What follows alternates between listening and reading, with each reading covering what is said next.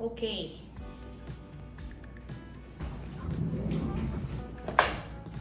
Dito na yung mga gamit namin for mga kailanganin namin para sa hospital. Pagtanggal mo yung lock, pwede ka na magpadede. Pwede ko yung na-excite. So, ito yung lalagay mo lang dito. Kasya ba? Pang mayaman yung room. Ang lambot-lambot niya. Bigay din to ni Ate Juday. Medyas. Okay. I love mommy. I love daddy. Siyempre, alam niyo na sinong namili nito. Ako. Ba't ka ba sinadya na dito yung camera? Kasi I'm giving you space. I don't need space. Ang tagal ko nung nagka-space sa buhay ko.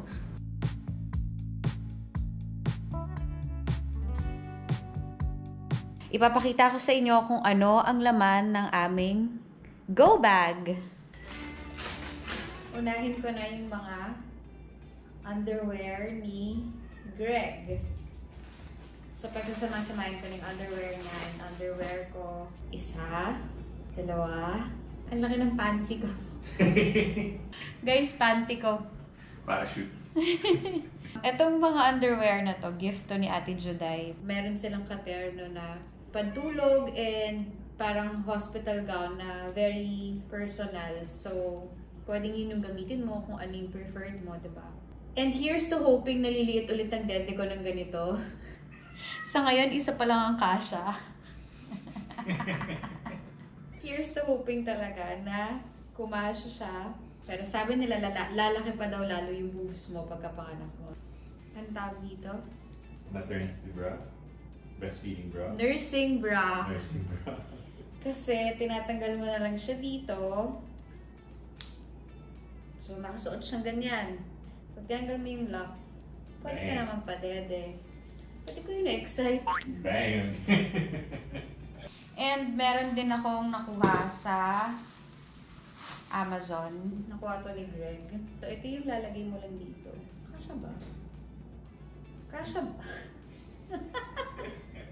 Parang hindi ka. Parang over lang yun sa ano mo eh.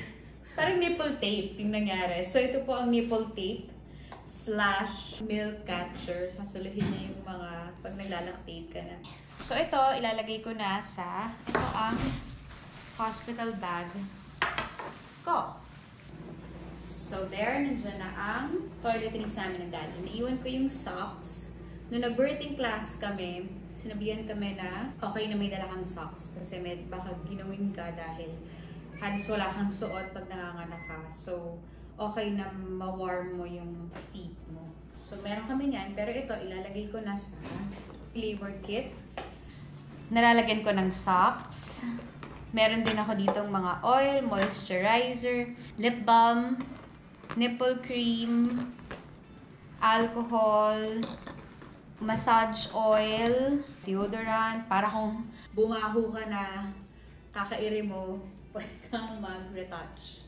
So, ito ang labor kit namin. Ito yung pwede mo ipasok sa loob ng labor room kapag i-deliver ka na. Meron din akong pin-repair na iPad, which is nag-charge ngayon. Kasi nga, anytime, hindi namin alam kung kailan niya talaga gustong lumpas. So, naka-ready lang yung mga gadgets. Naka-charge silang lahat. And then, vaccine cards namin, passports. And then, pinayagan kami ng doctor namin na gumamit ng sarili naming music. So, may dala kaming speaker. Siyempre, may dala kaming pangmalakasang camera. Dahil minsan ka lang mabuntis sa buhay mo. Hindi mo alam kung uulitin mo pa. Ano uulitin pa ba natin? Sana. Sana daw. Okay. Yun ang sagot niya. Sana. Ito, nabili namin online sa Amazon. Mga belly bands. Belly wrap. Pang postpartum na to. Para maka-chem back to the young and beautiful you tayo agad-agad. May stomach belt, waist belt, and pelvis belt. Bakit? Magbabalik ang alindog project agad ako for you. Chem back to the young and beautiful you. Isa daw sa mga signs na makanganak ka na, yung parang nababaliw ka na. Ito naman yung maternity pads. Dito dyan. So, yung mga gamit ni Greg, meron siyang dalawang jogging pants. Yun, laki ba ng tiyan ko? Baka i-judge niyo ako, buntis ako. So, 2 jogging pants yung dala ni Greg. Alam ko, parang 3 shirts to. Tama. 3 t-shirt, 2 jogging pants. 2 medyo makapal na damit. Jacket. Kasi lately talaga, hubot-hubad na ako, guys. Tapos, parang pwede nang gawin dito yung Disney on Ice sa lamig. Pero ako, pawis na pawis lang ako. Okay, so may dala akong pantulog. This is from Ate Juday din. Tagal na niya itong binigay. Siguro mga second trimester. Tama si Greg. Second trimester. Pinununan niya yung go bag ko. Para hindi ko na siguro yung isipin. So, yan. Now, may dala din akong robe. Ang mayaman yung robe. Ang lambot-lambot niya. Bigay din to ni Ate Juday. O, tignan niyo. Bagay, di ba? Oh my God! Makanganak na ako! Ha?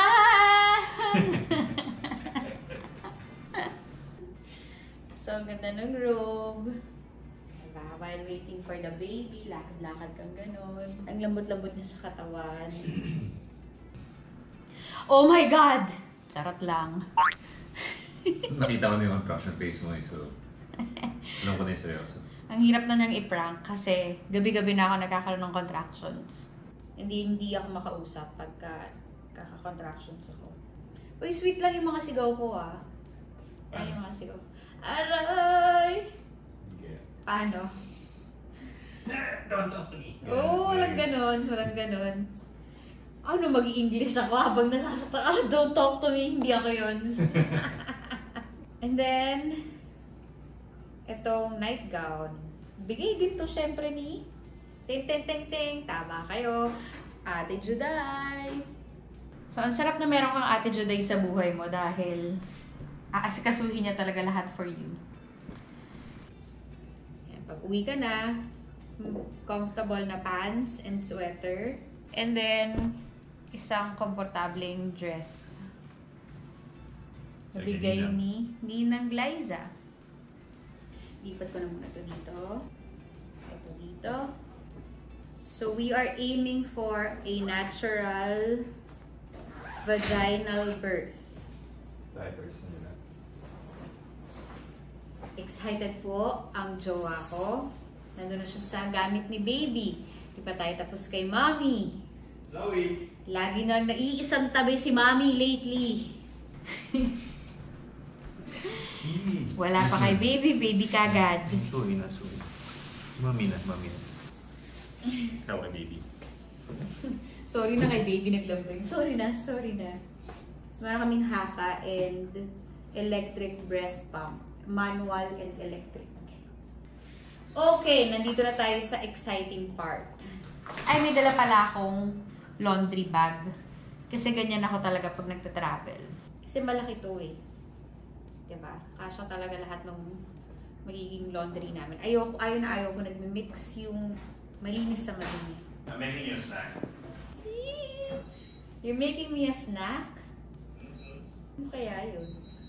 Okay. May dala kaming blanket for the baby. Unang-una, yung car seat niya naka-install na sa car. 2 months ago. 2 months ago. In-order namin yun abroad kasama nung stroller na awa ng Diyos sa pregnancy ito. Parang yun lang yung nabili namin. Kasi lahat talaga, ang dami-daming nagbigay sa amin. And hindi din naman kami talaga umarte. Kahit second hand, kahit gamit yan, tinanggap talaga namin. Kasi ilang buwan lang nagamit yun ng mga baby ng kaibigan namin. Sa diapers naman, nag-agree kami parehas. Ba't ka ba sinadya na dito yung camera? Kasi I'm giving you space. No, I don't need space. Ang tagal ko nung nagka-space sa buhay ko.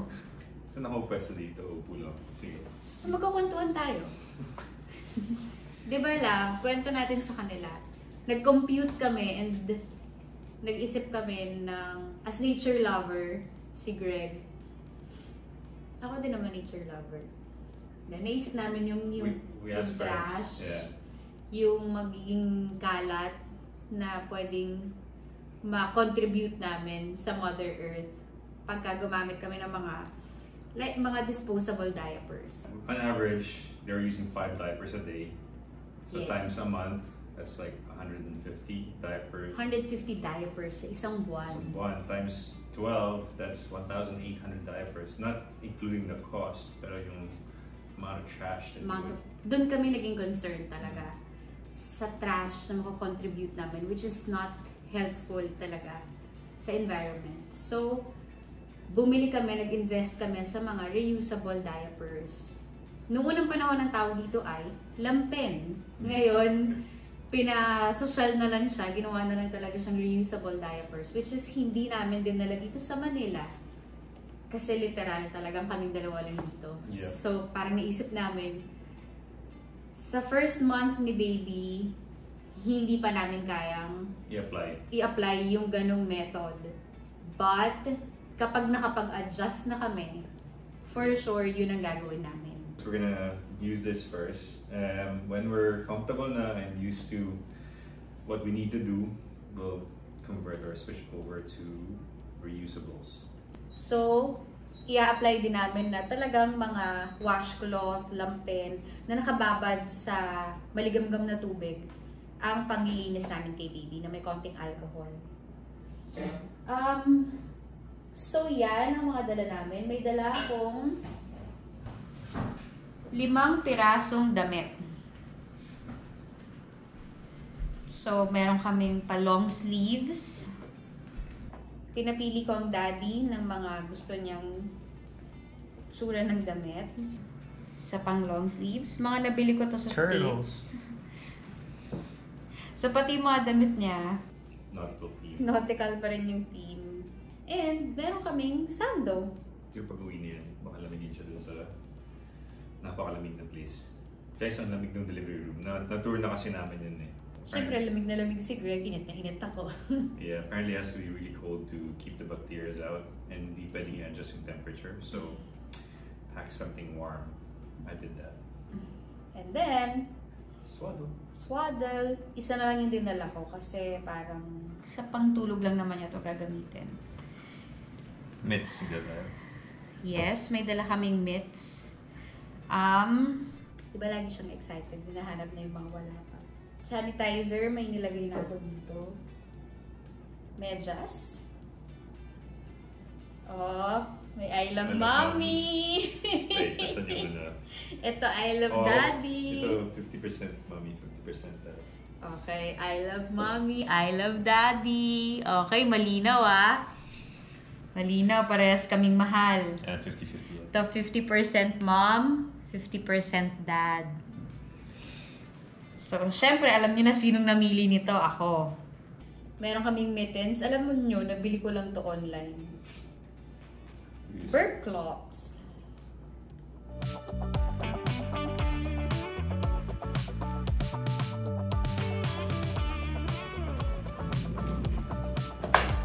Nagtanong-tanong kami sa friends regarding placenta. Parang yun yung una kong concern. Nung una, parang ano yung ginawa nila sa placenta nila. Kasi ngayon, sa generation natin, di ba, parang uso na yung ginagawang pills yung placenta, iinumin mo siya, ganyan.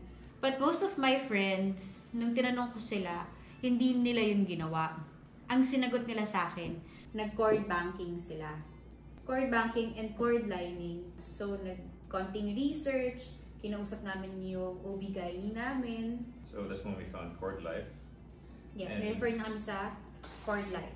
They do is they collect it during birth, then they'll bring it straight to the lab, then process it, then freeze it, and it'll stay frozen until you need it.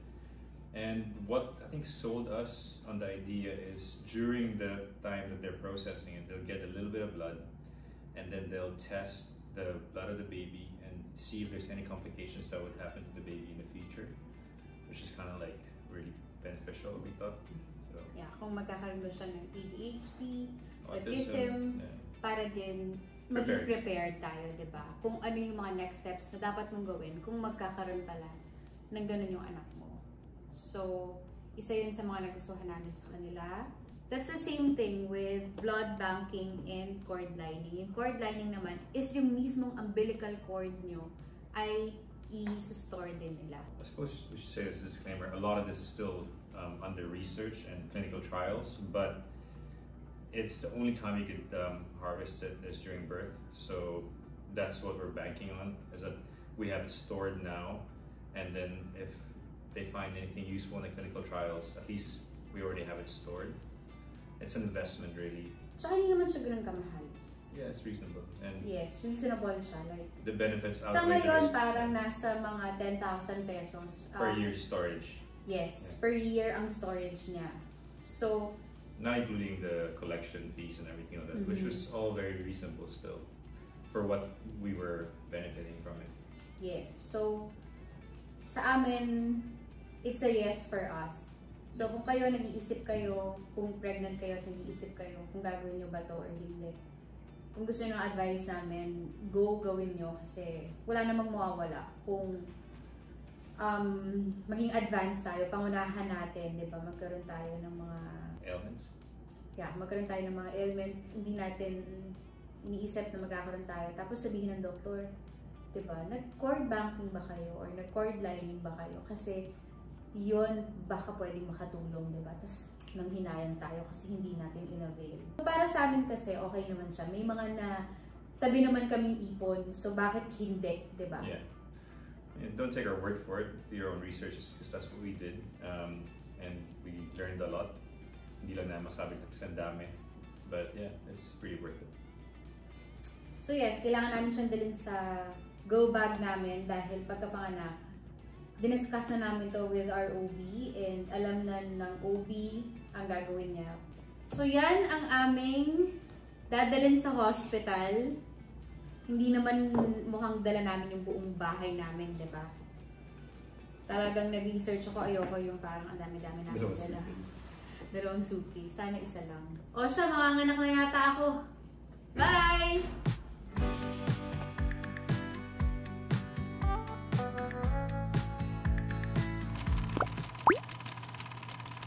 And action.